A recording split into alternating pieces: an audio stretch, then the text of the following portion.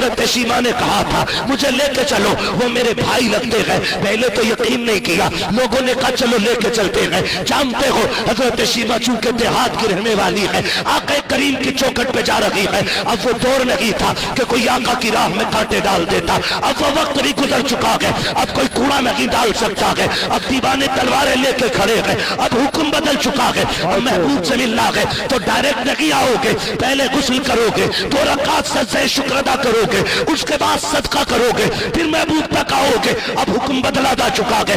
لیکن حضرت شیما آ رہی ہے، اس خیمے تک آئی ہے جہاں میرے نبی آرام فرما گئے، قبیلے والے ساتھ ساتھ ہیں، حضرت شیما آگے آگے ہے۔ جب حضور کے خیمے میں جانے کی کوشش کی، دیوانوں نے تلواریں لگا دی، آواز دے کے کہا خبردار دیہاتی عورت، کدھر منہ اٹھائے جا رہی ہے، تجھے پتہ نہیں ہے یہ رب کے محبوب کی آرام گاہ ہے، یہاں سر اٹھا کے نہیں سر جھکا کے چلا جاتا ہے۔ جب اتنا سنا ہے حضرت شیما نے کہا خلو سبیلی، میرا راستہ خالی کرو۔ کہا کس لیے؟ کہا میں تمہارے پیغمبر کی بہن لگتی ہوں۔ جیسے اتنا کہا ہے تلواریں تو تلواریں، نظریں بھی حیا سے جھک گئی تھی۔ کہا بتا تو صحیح پیاری، میرے نبی کی تو کوئی بہن ہی نہیں ہے، تو کون ہے؟ کہا جاؤ ان سے جا کے کہتا ہوں تمہاری بہن ملنے کے لیے آئی ہے۔ ایک صحابی دوڑے، آقا خاتون ہے، دیہاتی عورت ہے، وہ یہ کہتی ہے کہ میں تمہارے نبی کی بہن لگتی ہوں۔ سرکار آپ کی تو کوئی بہن ہی نہیں ہے، پھر یہ کون ہے؟ میرے نبی فرماتے ہیں ذرا پوچھو تو صحیح، اگر میری بہن ہے تو کوئی نشانی ہے کہ نہیں؟ جب آئے ہیں پوچھنے کے لیے، بچی نے آستین اوپر کی ہے اور یہاں پہ دانتوں کے نشان دکھائے ہیں۔ کہا جاؤ ان سے جا کے کہہ دینا بچپن میں میں کوئی کہہ رہی تھی جو وحدانیت کے خلاف جملہ میرے منہ سے نکلا، انہوں نے بچپن میں دانت گاڑ دیے تھے، مجھے اپنے بھائی سے اتنا پیار ہے، آج تک دانتوں کا نشان مٹنے نہیں دیا ہے۔ کہا دوسری نشانی اگر پوچھیں ان سے کہہ دینا وہ آئی ہے جو یہ تجھے گود میں لے کے کہتی تھی اللہم ابقی لنا محمدا۔ کہا بس اتنا کہہ دینا۔ جب صحابی اندر آئے ہیں، آقا وہ جو دیہاتی عورت ہے وہ یہ کہہ رہی ہے کہ میں تمہارے نبی کی بہن ہوں، نشانی کے طور پہ 2 دانتوں کے نشان ہے، اور یہ بھی کہہ رہی ہے وہ آئی ہے جو لوری دے کے کہتی تھی اللہم ابقی لنا محمدا۔ اتنا میرے نبی نے سنا ہے، اتنی تیزی سے اٹھتے ہیں کہ نبوت والی چادر کاندھے سے سرک کے نیچے آ جاتی ہے۔ حضور نے دوڑ لگائی ہے، صحابہ آنے تو میری بہن آ رہی ہے، آنے تو میری بہن آ رہی ہے، آنے تو میری بہن آ رہی ہے۔ دوڑتے دوڑتے سرکار باہر تک آئے ہیں۔ حضرت شیما نے حضور کو دیکھا، حضور نے بہن کو دیکھا، دونوں ایک دوسرے کو دیکھ کے رونے لگ جاتے ہیں۔ آقا کریم نے سب کو آنے کی اجازت دے دی ہے۔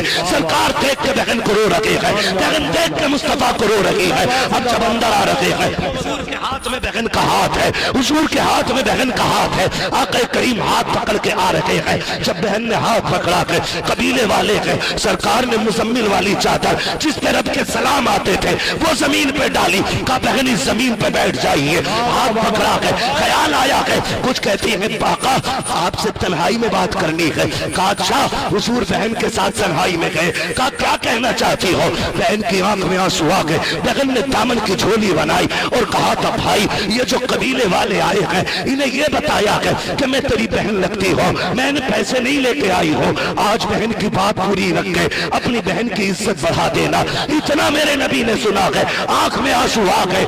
آقا کریم نے کہا بہن اب یہ فیصلہ یہی نہیں ہوگا، اب یہ فیصلہ یہاں نہ ہوگا بلکہ تیرے قبیلے والوں کے سامنے ہوگا۔ رو کیوں رہی ہے؟ چولی پھیلا کے بھائی کو شرمندہ نہ کر۔ میرے نبی نے بہن کی جھولی کھول دی ہے، آقا کریم آئے ہیں، بہن کو اپنی چادر پہ بٹھایا، خود سامنے 2 زانو ہو کے بیٹھ جاتے ہیں۔ کون بیٹھا ہے؟ جس کے لیے مسجد اقصی میں سارے نبی ہاتھ باندھے کھڑے ہیں، وہ بہن کے آگے بیٹھا ہے۔ جو عرشوں پہ گیا کہ فرشتوں نے ہاتھ باندھے ہیں، وہ بہن کے آگے بیٹھا ہے۔ جو جنت میں جاتا ہے انہیں سلامی دے رہی ہے، وہ بہن کے آگے بیٹھا ہے۔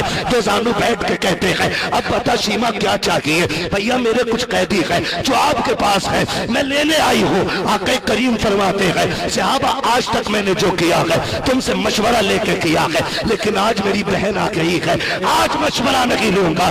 جتنے قیدی ہیں لا کے بہن کی جھولی میں ڈال دو، سارے بہن کے نام پہ قربان ہے، سارے قیدی لا کے ڈالے گئے۔ کہا بلال تو تو میرا وزیر خزانہ ہے، دیکھ میرے پاس کتنی دولت ہے، چند بکریاں اور کچھ پیسے تھے، آقا نے وہ بھی بہن کی جھولی میں ڈال دیے۔